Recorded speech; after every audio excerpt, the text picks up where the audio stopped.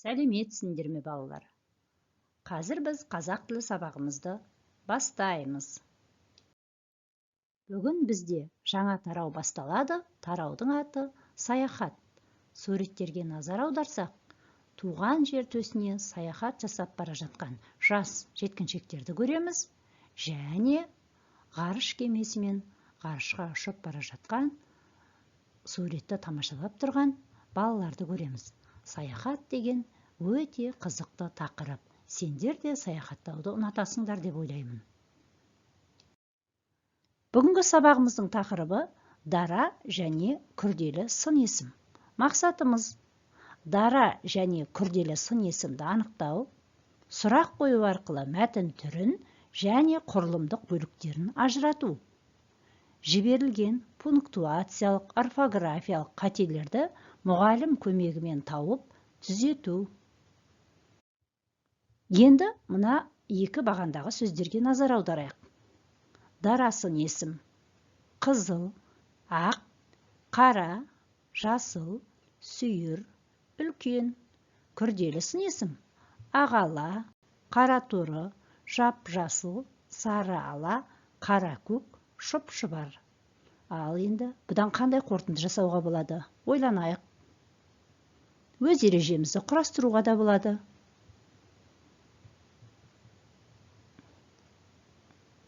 Дұрыс ойланып болсаңдар, енді ережеге назар аударайық. Сын есім дара және күрделі болады. Дара сын есім бір сөзден тұрады. Көк, қою. Күрделі сын есім екі не одан да көп сөзден тұрады. Ақсары, көгала. Күрделі сын есімнің құрамындағы сөздер бөлек-бөлек жазылады. Осы ережені есте сақтаңдар балалар. Енді тапсырмаға назар аударайық. Мәтінді оқимын. Адам көптеген заттарды табиғаттан үйрену арқылы жасады. Табиғатты терең бақылап қарау арқылы ұшу аппараттарын ойлап тапты. Мәселен, құстың ұшу ерекшелігін зерттеп, оны үлкен-үлкен ұшақтар жасауға пайдаланды. Балықтарды зерттеп, сүңгуір қайық жасады. Инелікке қарап, тікұшақ жасады. Міне, осы сияқты адамның табиғаттан үйренгені көп. Тағы бір рет оқып берем. Адам көптеген заттарды табиғаттан үйрену арқылы жасады. Табиғатты терең бақылап қарау арқылы ұшу аппараттарын ойлап тапты. Мәселен, құстың ұшу ерекшелігін зерттеп, оны үлкен-үлкен ұшақтар жасауға пайдаланды. Балықтарды зерттеп, сүңгуір қайық жасады. Инелікке қарап, тікұшақ жасады. Міне, осы сияқты адамның табиғаттан үйренгені көп. Төменгі жағында сүңгуір деген сөз тұр. Сүңгуір деген балалар судың астында болатын қайықтың түрі.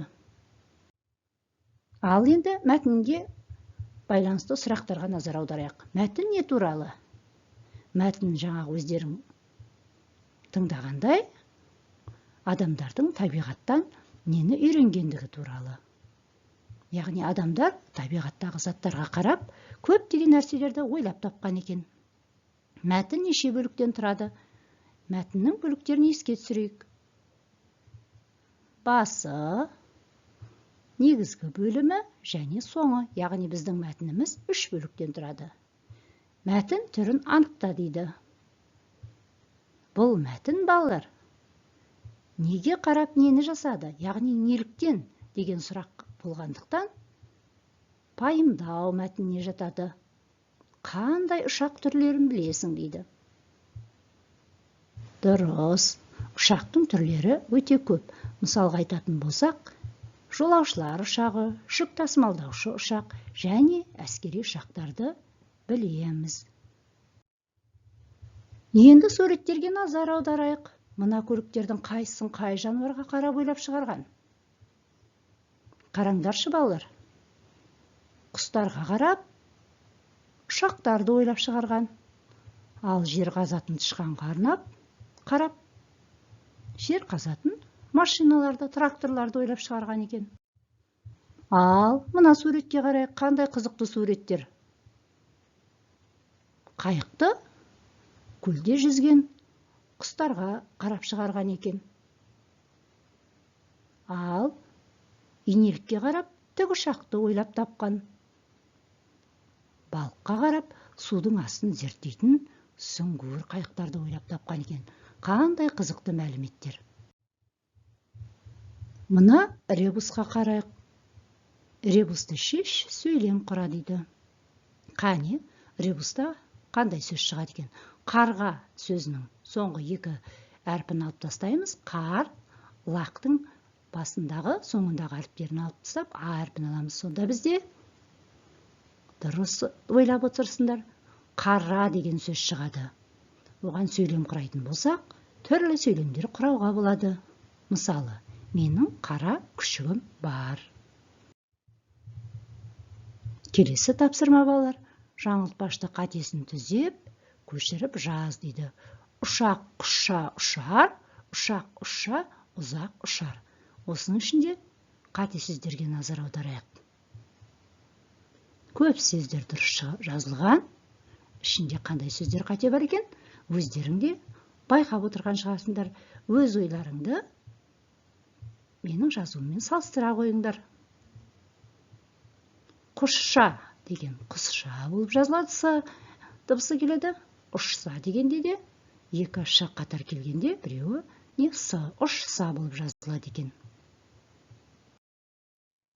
Келесі тапсырма ғарышкер тақырыбына 5 жолды өлең құрастыру. 5 жолды өлең құрастыруды балалар біз өткен сабақтардан жақсы білеміз.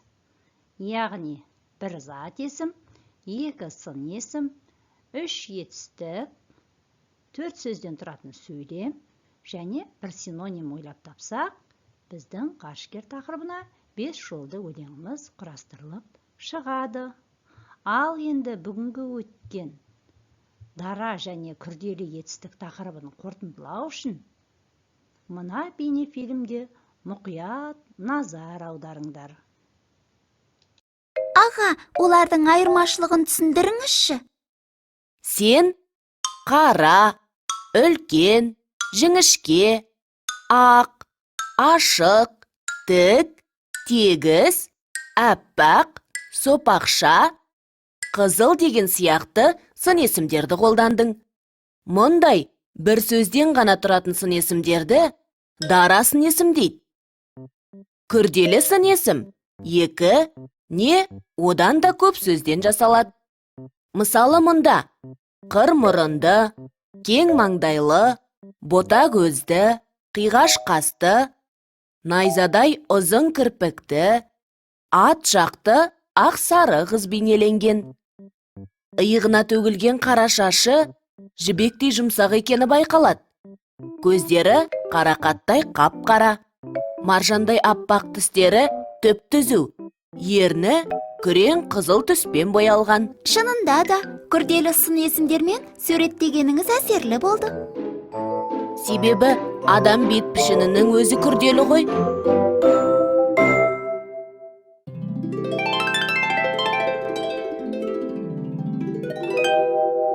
Қайталайық. Дара және күрделі сын есім. Дара сын есім бір сөзден жасалады. Мысалы, қара, үлкен, жіңішке, ақ, ашық, тік, тегіс, әппақ, сопақша, қызыл. Күрделі сын есім 2 не одан да көп сөзден жасалады. Мысалы, қыр мұрынды, кең маңдайлы, бота көзді, қиғаш қасты, найзадай ұзын кірпікті, ат жақты, ақ сары, жібектей жұмсақ, қарақаттай қап-қара, маржандай аппақ, түп-түзу, күрең қызыл. Бейнефильмнен көп нәрсе түсіндік деп ойлаймын балалар. Енді дара және күрделі сан есім туралы ойымызды қорытындылап болсақ, үйге тапсырма. 4-ші жаттығу 98-ші бет, өлеңді көшіріп жазып, сын есімді табу. 6-ші жаттығу 99-ші бет, жаңылтпашты қатесіз таза көшіріп жазу. Жазған кезде бас әріп пен кіші әріптің биіктігін сақтап, каллиграфияға сәйкес әдемі жазады деп ойлаймын. Қош, сау болыңдар балалар.